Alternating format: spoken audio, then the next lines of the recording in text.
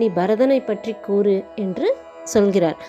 லக்ஷ்மணரும் பரதனை பற்றி புகழ்ந்து அவர் ஸ்ரீராமரின் மீது எவ்வளவு அன்போடு இருக்கிறார், ஸ்ரீராமருக்காகவே ஆட்சியை கூட தான் ஏற்கவில்லை, இது போன்ற அவருடைய தர்ம நியாயங்களை எல்லாம் எடுத்து கூறுகிறார். அதை கேட்டவுடன் ஸ்ரீராமருக்கும் மிகுந்த சந்தோஷம் வருகிறது. அப்பொழுது ஸ்ரீராமர் கூறுகிறார், மீண்டும் நாம் அனைவரும் ஒன்றாக எப்பொழுது இருப்போமோ என்று ஏங்குகிறார். ஏனென்றால் சிறு வயது முதல் நால்வரும், அதாவது ஸ்ரீராமர், லக்ஷ்மணர், பரதர், சத்ருக்னர் நால்வரும் ஒன்றாக விளையாடி கொண்டிருந்தார்கள். ஆனால் இப்பொழுது லக்ஷ்மணர் தன்னுடன் இருந்தாலும் பரதன் சத்ருக்னனும் தன்னுடன் இருந்திருந்தால் அவர் இன்னும் சந்தோஷமாக இருந்திருப்பார். அந்த ஏக்கத்திலேயே அவர் அவ்வாறு கூறுகிறார். லக்ஷ்மணரும் பரதனை மிகவும் புகழ்ந்து கூறுகிறார். இவ்வாறு அங்கு சகோதர பாசம் நிலவுகிறது. ஸ்ரீராமர் நமக்கு அருள் புரிவார். ஸ்ரீராம